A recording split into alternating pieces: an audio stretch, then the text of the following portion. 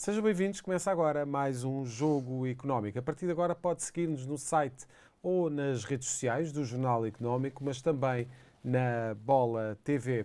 O mundo do rugby apaixonou-se pela seleção portuguesa que por estes dias disputa o Mundial em território francês. Como é que esta modalidade pode rentabilizar essa presença no Mundial e como é que marcas e patrocinadores podem aproveitar este momento? A resposta será dada na segunda parte deste Jogo Económico. Para já, vamos arrancar com 3 números que marcaram a semana.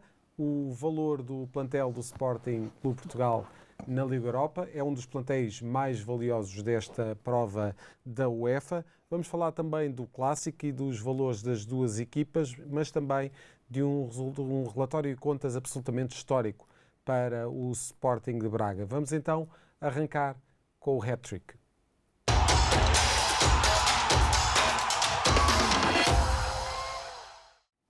Lançamos para debate 3 números que marcaram a semana, mas antes de seguirmos para este hat-trick, apresento o Nuno Vinha e o Jorge Faria de Sousa, vão-me acompanhar neste Jogo Económico.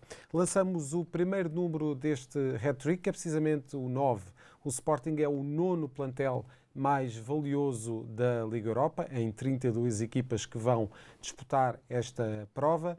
E, de facto, Jorge, nós temos aqui o Sporting como o 9º plantel mais valioso desta Liga Europa. Estamos a falar de um valor de cerca de 242 milhões de euros.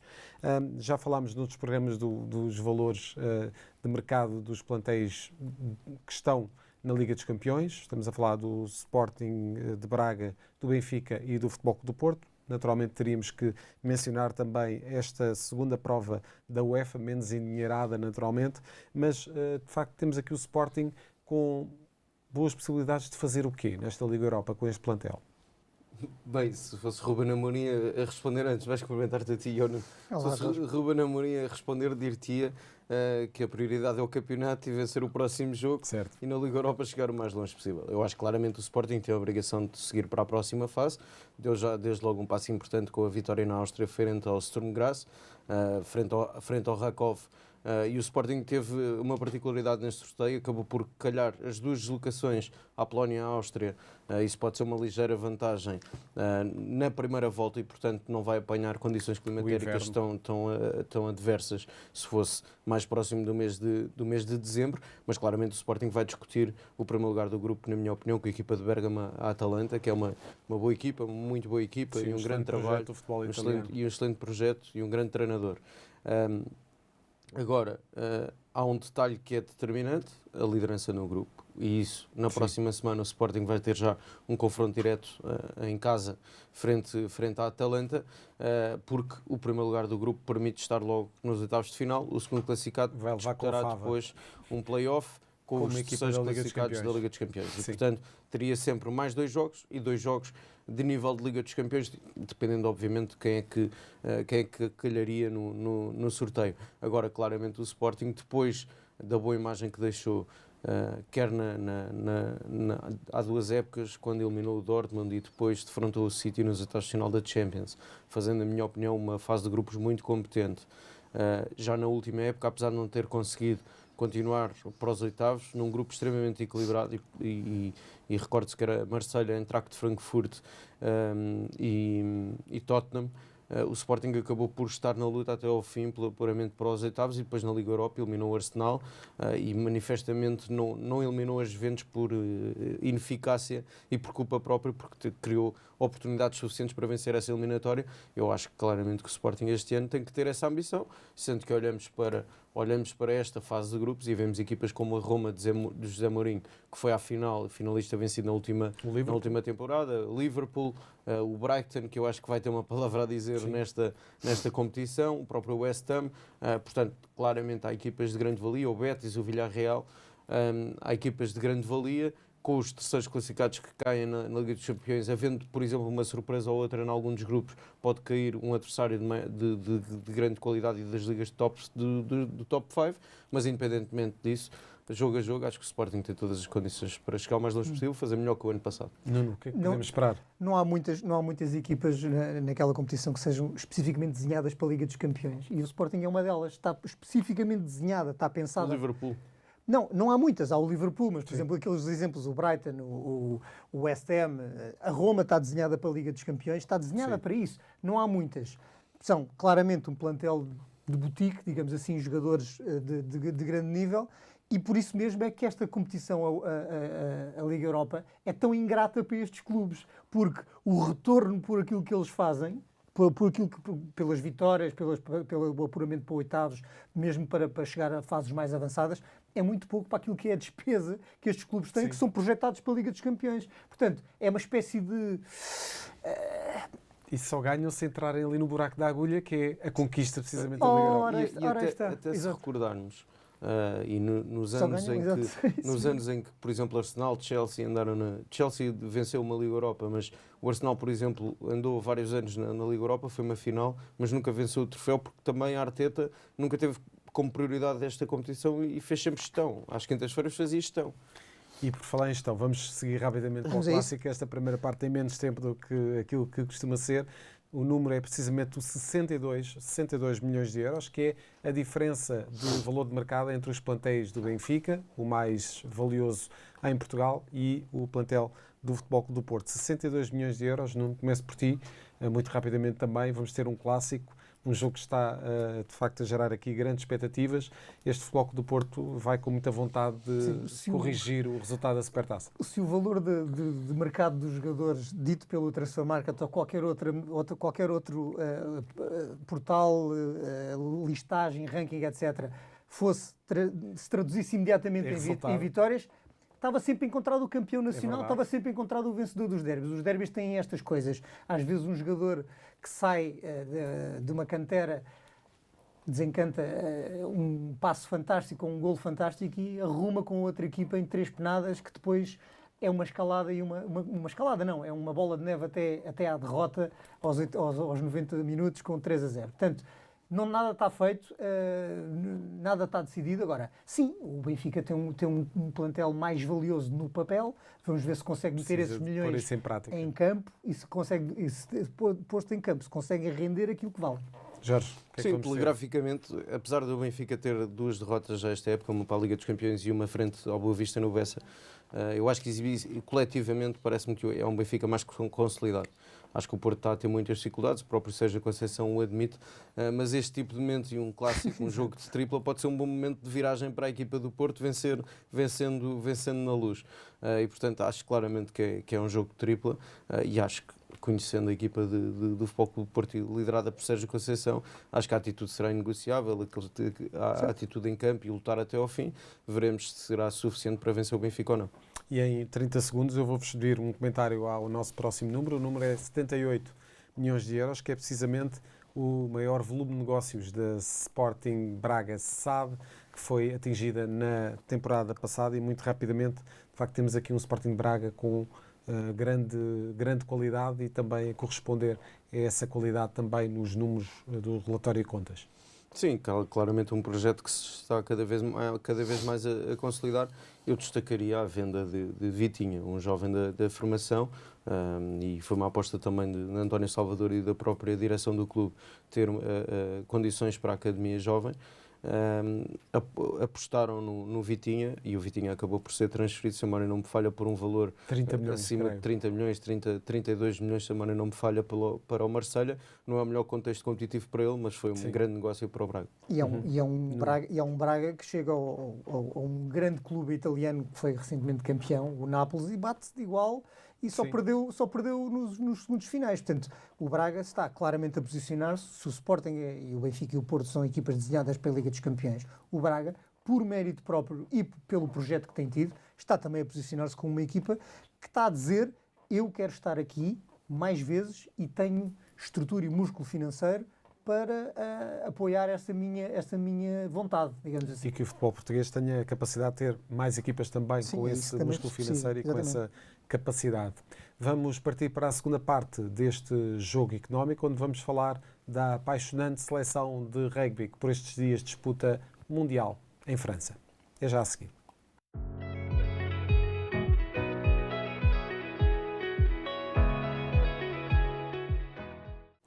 Estamos de volta para a segunda parte deste jogo económico. 16 anos depois, os Lobos portugueses estão de volta à fase final de um Mundial de Rugby. Tal como em 2007, Portugal continua a ser a única seleção amadora em prova, mas, atenção, existem mudanças em curso que podem dar relevância a esta modalidade. É precisamente de rugby que vamos falar nesta segunda parte do Jogo Económico com o nosso convidado Bernardo Costa Duarte, é New Business Director da Move Sports e antigo jogador de rugby. Muito obrigado, Bernardo, por este regresso ao Jogo Económico. Na verdade, estávamos ansiosos por trazer de volta o tema do rugby ao Jogo Económico, depois de termos feito ali algumas abordagens relativamente ao programa que fizemos a propósito do Portugal Rugby Youth Festival, que teve um impacto na cidade de 1,5 milhões de euros e, de facto, foi um bom aperitivo para aquilo que vai ser este programa. Estamos em pleno Mundial de Rugby, de facto uma prova de excelência no rugby mundial. O que é que Portugal poderá retirar aqui no futuro para aquilo que se espera que seja uma maior atenção das marcas e dos patrocinadores? Nós já tínhamos falado da última vez que cá esteve que, de facto, temos as marcas e os patrocinadores muito atentos ao rugby, muito focados nesta modalidade, com alguns investimentos já muito interessantes, e eu pergunto como é que se pode escalar esta presença de Portugal no Mundial. Boa tarde, Zé Carlos, boa tarde a todos. Em primeiro lugar, o Mundial de Rugby é um grande evento, um evento de relevância no desporto mundial. Não é? Acho que talvez o terceiro evento com mais pessoas a ver no mundo. Portanto, revela a escala global que tem o evento e que tem o desporto. É um grande orgulho ter Portugal de novo no Mundial. Já tínhamos falado um bocadinho sobre isto. Sim. Os Lobos fizeram uma trajetória difícil, mas brilhante para chegar àquele pontapé do Samuel Marques no último segundo, miraculoso, no Dubai. Vai ficar na nossa memória para sempre, assim como está a ficar na nossa memória o que Portugal tem apresentado dentro de campo. Quer dizer, o jogo contra Gales surpreendeu toda a gente, o mundo do rugby. Quer dizer, talvez os portugueses que conhecem a seleção não tenha surpreendido tanto, porque nós sabemos do que é que esta equipa é capaz, mas todos os outros, enfim, eu recebi mensagens de amigos do mundo inteiro a dizer parabéns, que é isto, o que é que vocês estão aqui a fazer? Eu tenho visto algumas publicações nas redes sociais. De facto, pode-se dizer que o mundo do rugby está apaixonado por esta seleção portuguesa. Eu acho que sim. De facto, muita gente a dizer que a partir de agora Portugal é a segunda equipa deles, porque estão a torcer por Portugal, a alegria com que jogam, o bem que jogam, a paixão que põem dentro de campo, e depois do facto de ter aqui um quê de amador.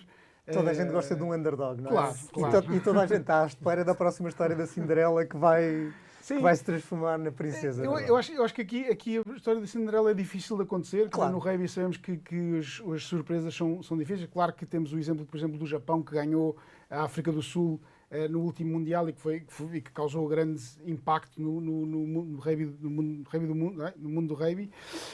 Mas quer dizer, o que queremos mesmo é continuar a ver Portugal a pôr esta paixão toda em campo e a jogar bem, a performar bem, de igual para igual com a Geórgia, que é o nosso adversário direto todos os anos, mas quer dizer, jogou de igual para igual com Gales, perdendo por um resultado muito próximo, quer dizer, 20 pontos de diferença não é nada, é um 2-0 no futebol, não é?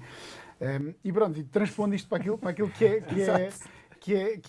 é a pergunta, eu acho que é um bocadinho isso. Nós precisamos disto, precisamos que aquele ciclo virtuoso que falávamos na última vez, sim, precisamos que isto se ponha em prática agora. De facto, há muitas marcas já a apostar no rugby, e não sei se têm visto, enfim, passando aqui a publicidade do Santander, tem feito muita ativação à volta desta participação dos Lobos nas redes sociais, muito forte também no LinkedIn, por exemplo, que é uma rede mais business, mais profissional, e que é um meio que é importante o rugby estar presente. É importante, quer dizer, é importante que as marcas vejam o retorno deste investimento que fazem, e isto às vezes requer mais um bocadinho de investimento, que é para não ser só o patrocínio que gera condições para os jogadores treinarem e para a modalidade crescer, mas é também para associar a marca ao evento e ao desporto neste caso. E eu acho que já estamos a começar este ciclo virtuoso, de facto, ou seja, em campo estamos a performar e fora de campo estamos a performar. Há mais atenção nos mídia, os jogos de Portugal estão a ser transmitidos em canal aberto, isto é fundamental. Muito importante. Se não estou em erro, o jogo da semana passada contra a Geórgia foi o jogo de rugby com a maior audiência de sempre em Portugal, quer dizer, é muito relevante, não é? São números que depois impactam nos relatórios de mídia que se apresentam aos sponsors e que servem de trunfo. E que justificam o investimento feito, não é? Mas é tão interessante os bancos estarem a aproximar-se das modalidades que não o futebol. Porque Sim, o futebol não só tem a carga, como tem aquela questão dos clubes, que basicamente implica que só possam patrocinar praticamente uma entidade, que é a Federação. Mas BPI, com a história da seleção do futebol feminino, o Santander com o rugby e outras. Um dia destes vamos ver patrocínios a bancos nas canoas. Estou a falar a sério, porque não? São os heróis nacionais. Com certeza, com isso certeza. Com certeza. É um ativo muito grande para as marcas. Claro, mas porque as marcas hoje em dia também não têm só a capacidade de patrocinar, mas sobretudo também de criar ali o tal trabalho de ativação e de campanhas nas redes sociais que se tornam muito visíveis para milhares de pessoas. Mas eu gostaria de falar um bocadinho também daquilo que é o trabalho que está nos bastidores de como é que chegámos até aqui. Naturalmente que existiu esta qualificação, de facto um momento absolutamente único e impressionante na história do rugby português. Mas a verdade é que temos aqui um trabalho de fundo relativamente àquilo que é a organização de eventos como o Portugal Rugby Youth Festival, que de facto juntou aqui quase 3.000 jovens a praticar rugby e a mostrar a Portugal que de facto esta modalidade existe, é muito atrativa e pode de facto ter aqui a capacidade de ter uma série de jovens a praticá-la. Esse é de facto um trabalho difícil de ser feito. Esse é um trabalho difícil no país do futebol, não é? Ou num país onde o futebol é rei. É difícil porque dividimos a atenção com um colosso, não é? A atenção, já nem falo da atenção dos mídias ou dos patrocinadores, falo da atenção dos jovens. E por isso, quer dizer, o futebol está nas escolas, não é? Qualquer um de nós, na escola, quando o professor de Educação Física não queria dar aula, dava uma bola de futebol e a gente estava a jogar a bola uma hora ou o que fosse, e nos intervalos e não sei o quê. Uma coisa importante para o rugby continuar a crescer em Portugal é que a bola de futebol passa a ser substituída pela bola de rugby. Nas escolas, na praia, nos grupos de amigos, nos parques a brincar. Quer dizer, quando vou ao parque com os meus filhos, levo sempre uma bola de rugby e promovo que eles brinquem uns com os outros ali com a bola de rugby. Porque toda a gente, o que é que faz com a bola de rugby? Chuta e percebe que a bola vai para o lado e não vai para onde a gente espera. É uma coisa estranha. E, portanto, há esta habituação de mudar o conceito e o chip que é fundamental. Claro que os grandes acontecimentos têm a capacidade de provocar emoções nas pessoas, não é? E os eventos têm muito isso. Está a acontecer agora com o Mundial de Rugby, como acontece também com o Portugal Rugby Youth Festival, que vamos facilitar e chamar só o Youth Festival, que é conhecido em Portugal. Certo. Toda a gente conhece o Youth Festival no rugby é conhecido pelo Youth. E, portanto, o que é que acontece? Os miúdos vão a este evento e saem de lá cheios, saem de lá com uma vontade de querer mais e de levar mais e de jogar mais, porque têm uma experiência que lhes gera emoções e que querem voltar a repetir. Portanto, é isto que faz do evento um sucesso, ou é uma das razões para fazer do evento um sucesso.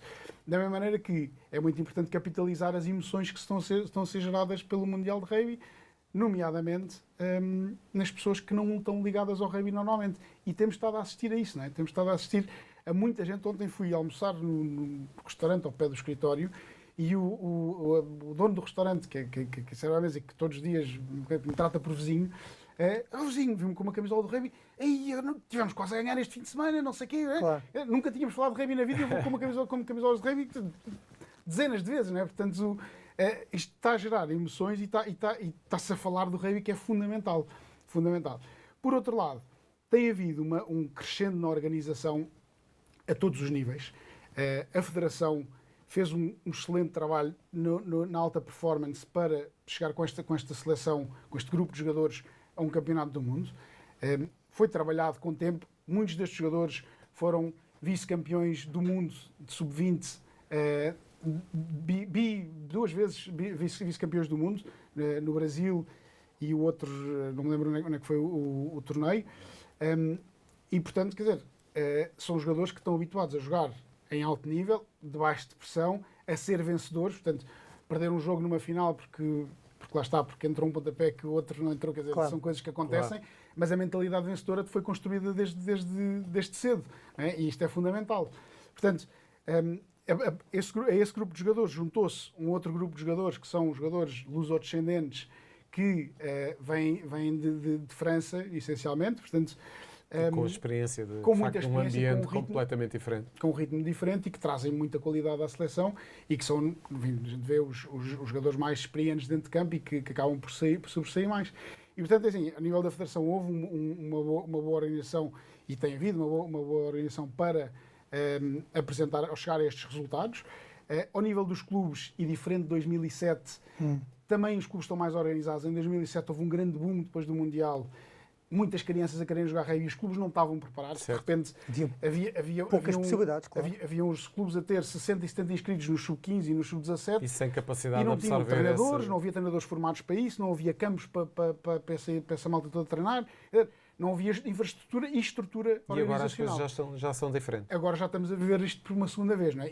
E aproveitámos um bocadinho esse crescimento de 2007 e preparámos um bocadinho melhor para 2023. Mas há algo mais, desculpa lá. Eu sinto mais qualquer coisa, obviamente a organização desportiva, sem equipa, sem talento, sem essa captação de talento, não há equipa que resista e não há sonho que resista. Mas eu sinto algo mais do que isso. Liga a rádio, há uma música de apoio do time, dos chutes e de pontapés, a passar sempre na rádio comercial, vejo os bancos, o Banco Santander, vejo empresas de comunicação como a Cunha e Vaz a apoiarem a seleção. Mas até mesmo a imprensa, porque se nós recuarmos aqui há uns meses atrás, a verdade é que quando a seleção se qualificou para o Mundial, foi dada muito pouca relevância a essa conquista, à presença no Campeonato do Mundo. Agora, em contexto de Campeonato do Mundo e neste período, tem tido muita atenção mediática que eu julgo que há 16 anos isso não aconteceu. Este lado do painel são dois jornalistas e nós sabemos que a imprensa adora vencedores e adora vencedores. Isso fala um bocadinho contra nós. Nós adoramos vencedores, tentamos às vezes até endeusamos entidades que nem sequer têm percurso suficiente para isso, mas enfim, mas é um bocadinho. Mas eu estava a dizer, bancos, Cunha Vaz, empresas que estão a falar sobre isto e sente-se um lastro maior e eu acho que isso também tem que partir da Federação. A Federação, isto foi pensado ainda antes de saber que ia houve Mundial ou não. Sim, sem dúvida. E é por isso que eu também estava a dizer. Ou seja, faz parte de um plano, não é? Exatamente. Houve um plano plan. E houve um plano da Federação, mas houve um crescimento do rugby como um todo. Ou seja, o ecossistema do rugby cresceu. Os clubes estão mais preparados, há clubes a atraírem ótimos patrocínios para as suas camisolas, para os seus clubes, para a sua marca. E, portanto, todo o ecossistema cresceu e beneficiou com esta classificação. Claro, obviamente, não há nada melhor do que em todos os jornais nacionais, todos os canais, todo o jornal da hora do almoço ou do jantar, se falar do jogo dos Lobos e do empate contra a Geórgia, que é a primeira vez que Portugal faz um ponto no Mundial, não é? Portanto, e que hoje é dia de Lobos, não é? E fazer uma emissão à volta disso. De vencedores. Portugal ainda nem sequer venceu, mas a energia estar ali. Não é só estar ali a competir igual, exatamente. Ia fazer sem medo. Não é só ia fazer falhar boa figura. Um lance no último minuto que ia ter dado a vitória contra a Geórgia. Não é só fazer boa figura, é mais do que isso. É estar ao nível dos que lá estão. Ou seja, estar ao nível dos melhores. Porque ir lá e fazer boa figura, mas perder por 60 ou por 70... Certo. Quer dizer, é bom, mas é um bocadinho palmadinha nas costas. Próxima vez corre melhor. Não é isso, aqui estivemos dentro do jogo para ganhar o jogo com a Geórgia até ao fim, no último segundo, quer dizer, podíamos ter ganho. Sim, e a reverter um resultado. É fundamental. O Patrício Leijas que falou nisso na conferência de imprensa, quer dizer, começámos muito mal o jogo e tivemos a capacidade de virar na segunda parte e de ir atrás do jogo, quer dizer, com a genialidade também de alguns jogadores, né? O Jorge Portela que foi melhor em campo, mas o Rafael Storti que marcou 2 ensaios, que deixaram toda a gente de boca aberta, não é? Uma arrancada no meio campo. Parece estar em todo lado. Jorge, como é que o rugby em Portugal pode aproveitar toda esta embalagem? Eu acho, há 16 anos atrás, apesar desse crescimento logo imediato, eu acho que depois o balão acabou por se esvaziar. E ao mesmo tempo, até porque houve alguns fenómenos. Mas o entorno mediático também era um bocadinho diferente. Não houve este boom mediático que está a haver com esta participação, é verdade. Mas eu recordo-me de alguns projetos de alguns clubes que tiveram na altura, a seguir ao Mundial, patrocinadores por trás, e depois o clube praticamente acabou por fechar portas a partir do momento em que o patrocinador virou costas. E portanto eu acho que esse é um desafio para os clubes. Em cima desta participação e desse plano que a Federação foi tendo, lutar para continuar a atrair novos praticantes, porque esse sempre foi o desafio de qualquer modalidade, seja se calhar sem ser modalidades ligadas à Federação Portuguesa de Futebol, se quisermos as duas exceções são o atletismo e o hóquei patins, como é a tradição em Portugal. O rugby sempre teve essa dificuldade, outras modalidades têm essa dificuldade de atrair miúdos para praticar outras modalidades, e a sensação que me dá, olhando para o que aconteceu há 16 anos atrás, foi um pouco essa, foi que o balão acabou por se esvaziar e os próprios clubes não estavam preparados na altura para isso. E, portanto, acho que agora os clubes têm um desafio de ajudar a própria Federação a fazer crescer a implementação da modalidade, aumentar o número de praticantes, procurar patrocinadores que deem capacidade ao próprio campeonato em Portugal ser mais competitivo, para termos melhores participações até ao nível das várias seleções, e se calhar para os próprios clubes que tradicionalmente, estamos a falar de Sporting, Benfica, Porto. Sporting chegou a ter equipa de rugby, depois deixou de ter, tem só feminino. Voltou o Benfica voltou a ter masculino agora. Vai voltar a ter agora tem o masculino. O próprio Benfica, que chegou a ter, o que agora não terá, tem ainda rugby. Masculino e feminino, aliás, com uma aposta maior do clube. E isso é determinante. Obviamente que clubes com maior massa adepta têm outro tipo de capacidade de investir na própria modalidade e dar outro tipo de condições aos jogadores. E depois para as próprias autarquias, onde estão sediados os clubes de rugby, e temos clubes de rugby provavelmente espalhados por todo o país, e nem sempre os clubes têm as melhores condições para que sobretudo os mais jovens possam praticar rugby, porque não é a mesma coisa ter um campo de rugby do que ter um campo de futebol 11. E há em todos os municípios campos de futebol 11, mas nem sempre há campos de rugby, e portanto isso também é um desafio dos próprios clubes desafiarem as autarquias para poderem criar as melhores condições para poder a modalidade continuar a crescer. E fazer essa promoção. Tinha só aqui uma coisa que eu acho curioso, que é, se nós recuarmos 25 anos era só futebol. E eu acho que hoje nós olhamos e nós temos uma série de modalidades que em Portugal eram nicho, são nicho, mas que noutros países são verdadeiras instituições. Caso do rugby. Mas eu olho assim de repente, nós tivemos topo mundial em judo, temos topo mundial no salto em comprimento, mas em atletismo, mas em categorias altamente técnicas. Temos topo de natação, aquele jovem que agora surpreendeu toda a gente nos mundiais. Portugal tem, de facto, a canoagem, de facto, nós temos alguma potencialidade para em algumas... Temos gente de grande nível. O grande desafio do rugby é deixar de ser nicho, porque, número um, é uma modalidade super fácil de explicar. Tens que passar com a bola aquela linha. Ou tens que pôr a bola... Eu sei. Mas só podes passar para trás. Mas não podes... Certo. Mas é um jogo de ocupação de terreno. É um jogo de ocupação de terreno. Não há... Quer dizer, a parte técnica, obviamente, é muito... Mas é um jogo que tens de ter a vontade de passar a bola daquela linha contra as pessoas que estão a defender aquela linha. Tem que passar daquele nicho para ser uma coisa fluida nas próprias secundárias. Se isso conseguisse, se isso fosse possível, era um sonho. Só um apontamento em relação a esse comentário, e correndo o risco de ser aqui um bocadinho polémico. Vamos a isso. Eu acho que Portugal precisa mudar a cultura desportiva em geral. Nós temos uma cultura de futebol. Há 25 anos era só futebol, hoje já não é só futebol, mas continua a ser uma cultura de futebol. E nós temos pouca cultura desportiva. Nós olhamos para o nosso lado, para a Espanha, e sem estar a querer fazer comparações que não têm que ser feitas. Mas, de facto, olhando para o lado e tentando perceber o que é que são os bons exemplos deles, eles têm campeões do mundo em dezenas de modalidades. Quer dizer, é no ténis, é no atletismo, é nas motas, é no futebol, é no basquete. É na Fórmula 1. É em tudo. E dão o devido destaque mediático a isso. E dão capas de jornais. Isso é muito importante. Mas isso é um projeto olímpico que começou com os Jogos Olímpicos. Eu ia chegar aí, exatamente. Barcelona 92 foi a mudança no paradigma da cultura desportiva em Espanha. nós não tivemos uns Jogos Olímpicos, não sei se vamos ter alguma vez, mas temos que fazer alguma coisa por isso também, não é? A bem da modalidade não, do desporto em geral, que não é só futebol, e do bem que isso impacta a sociedade, não é? É importante que isto seja mudado e tem que haver agentes de mudança, quer dizer, que o rugby seja também um agente de mudança nesta cultura desportiva, isso era excelente. Certo. E de resto, a Federação tem revelado aqui alguns investimentos relativamente àquilo que é a divulgação da modalidade um pouco por todo o país.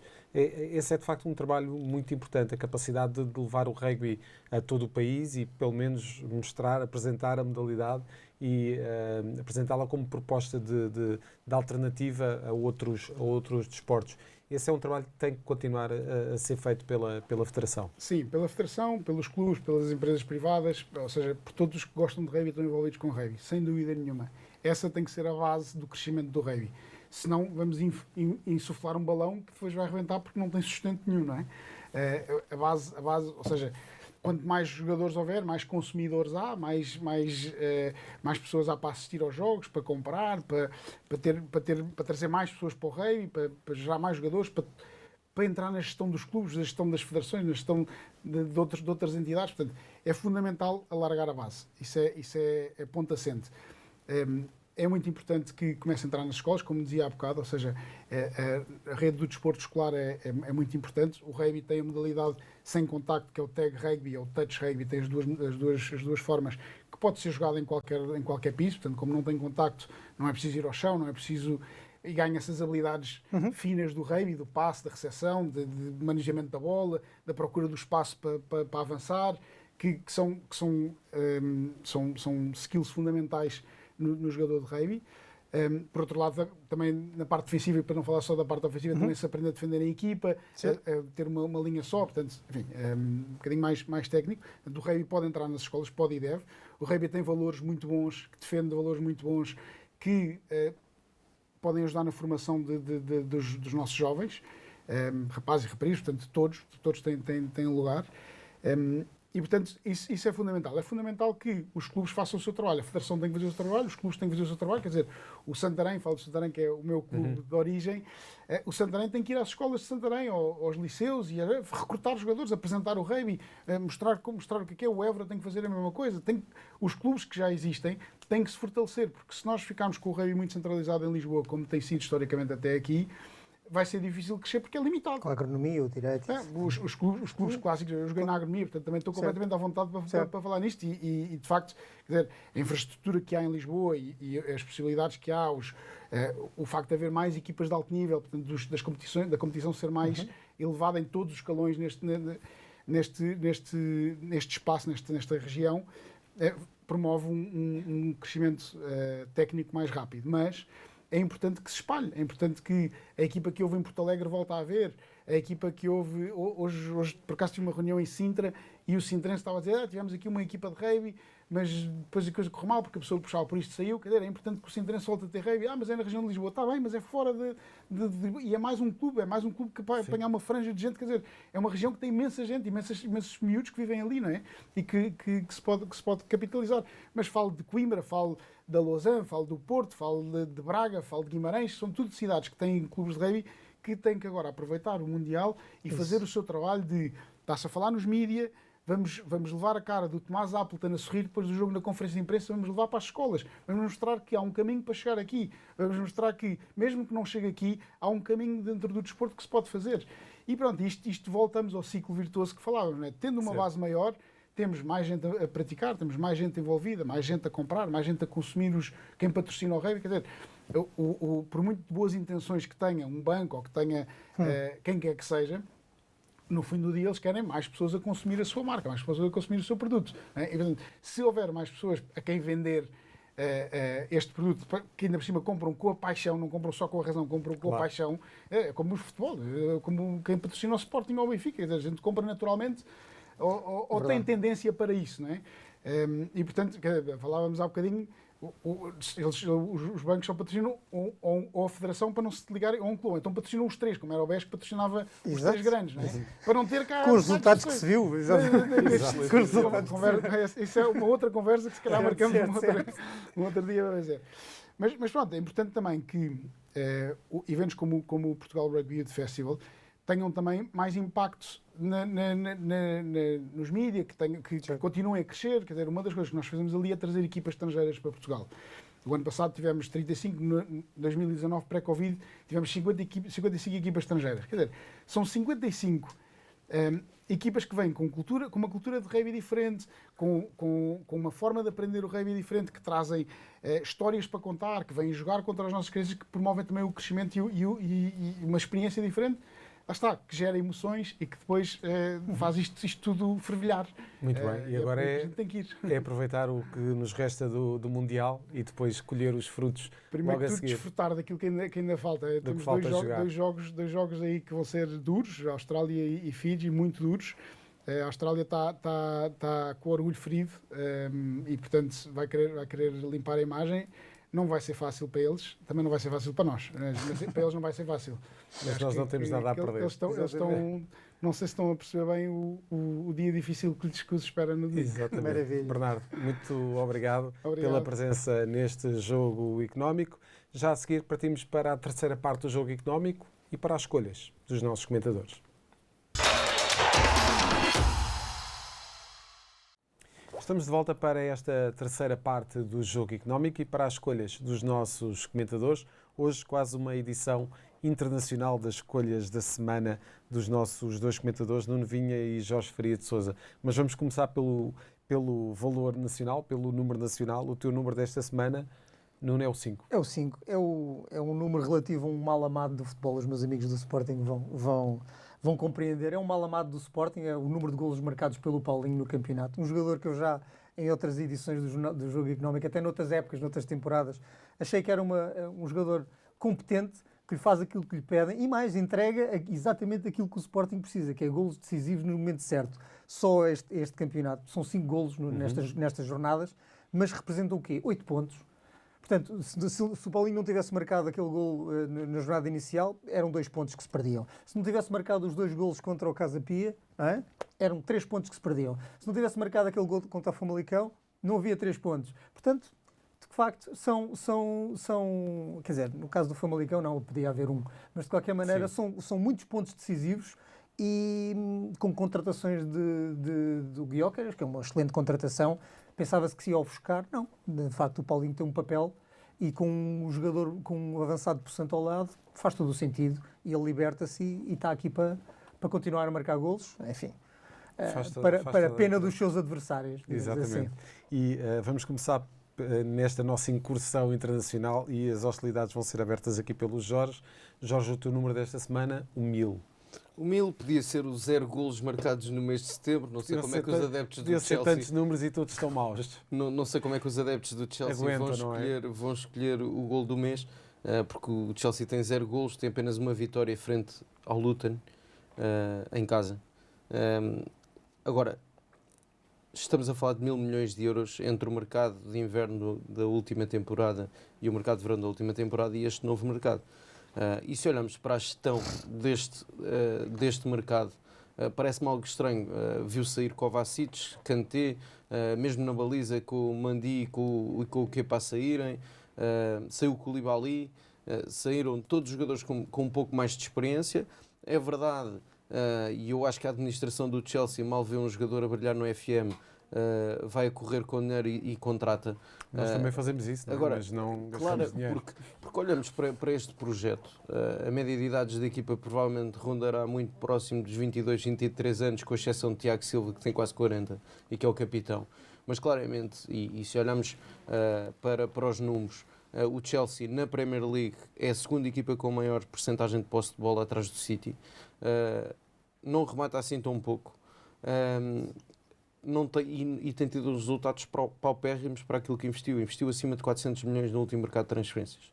Contratou jovens de grande talento. É verdade que há ali jovens, e se quisermos aqui, a ideia dos novos donos americanos seria sempre um projeto a pensar provavelmente a médio e longo prazo. Mas desde logo na escolha do treinador, não sei se Pochettino se lhe vão dar tempo para poder reconstruir a equipa e fazer um projeto do zero. E não sei se a escolha do próprio Pochettino, se olharmos para os trabalhos que fez, não sei se é o treinador para jogar com o Chelsea como uma equipa grande, e não sei se eventualmente o Chelsea não poderá causar uma grande surpresa esta época. Acho que vai ficar fora das competições europeias. Se olharmos para este arranque de temporada, veremos que não será ainda mais catastrófico. E partimos de Londres diretamente para Madrid, para a capital espanhola. Nuno, o teu protagonista desta semana são os adeptos do Atlético de Madrid. Quer dizer, nem sequer se devia chamar adeptos do Atlético de Madrid, se devia chamar uns autênticos vândalos que protagonizaram um episódio lamentável antes do derby. Portanto, nós estamos a falar, é um caso que foi levantado por um dos programas televisivos espanhóis sobre desporto, El Larguero, e portanto o que nós temos é uma senhora chamada Sílvia, que vai ao futebol com a menina, com uma miúda. Ela, a Sílvia, adepta do Atlético de Madrid, a menina vinha com uma camisola do Vinícius Júnior, que é um jogador muito odiado em Espanha e muito ridicularizado e muito hostilizado com comentários racistas, etc. E a menina passou por um grupo de adeptos do Atlético de Madrid que, pura e simplesmente, começaram a insultá-la de macaca, etc. De coisas absolutamente lamentáveis e com um pequeno grande agravante, quer dizer, olha, vocês ou vão-se embora ou estes tipos acabam por matar-vos. Quer dizer, isto é um ridículo tão grande, tão grande, tão grande. E não é ridículo, quer dizer, é revoltante, é tóxico. E os clubes de futebol, se não põem mais mão nisto, nós vamos ter um futebol cada vez mais péssimo, mais horrível, mais rasteiro, em que as famílias não podem ir ao futebol, que é uma coisa que me irrita terminantemente. E, portanto, os clubes têm que tomar mais responsabilidade sobre isso e têm que ser fortemente punidos pela atitude dos seus adeptos. Jorge, 30 segundos para o Ajax Feyenoord. Telegraficamente, associando-me obviamente àquilo, a tudo o que o Nuno disse, foi mais um caso do futebol europeu. Poderíamos falar aqui do projeto do Ajax, mas eu se calhar trazia também aqui outro exemplo, o que tem acontecido no Olympique de Marseille, com ameaças à própria direção do clube, a treinadores, a jogadores. O próprio Vitinha foi abordado, foi uma notícia que saiu há poucas horas, o Vitinha tinha sido abordado num restaurante ou num café, algo do género, por um adepto, e portanto foram vários casos, felizmente nenhum deles no futebol português, mas que devem fazer os dirigentes do desporto e do futebol refletirem. Muito bem. E está fechado o Jogo Económico desta semana. Muito obrigado, Jorge, Nuno. Até para a próxima semana. Voltamos para a semana, sempre com os números que contam dentro e fora das 4 linhas. Até para a semana.